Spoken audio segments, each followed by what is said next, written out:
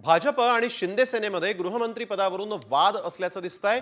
फडणवीसांचं गृह खातं शिंदेंना हवंय असं सूत्रांनी म्हटलेलं आहे। भाजप गृह खातं सोडायला तयार नाही अशी ही माहिती समोर येते। शहांसोबतच्या बैठकीत गृह खात्यावर चर्चा होणार असल्याचं देखील सूत्रांकडून कळत आहे।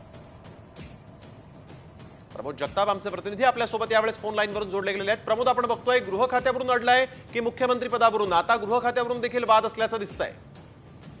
नाही, अगदी बरोबर आहे। खाती वाटप जे आहेत ते अद्यापपर्यंत जर निश्चित झाले नसतील तरी प्रत्येक पक्षाचं म्हणणं आहे की जी मोठी खाती आहेत ती आपल्या बाजूला मिळावी।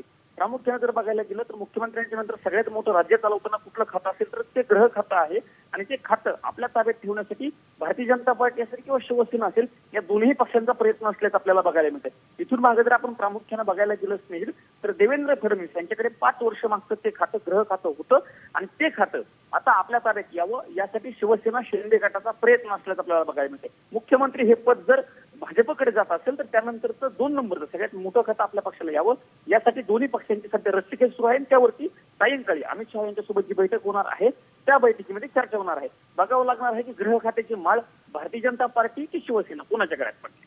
बिलकुल, धन्यवाद प्रमोद, आपण दिलेल्या सविस्तर माहितीसाठी।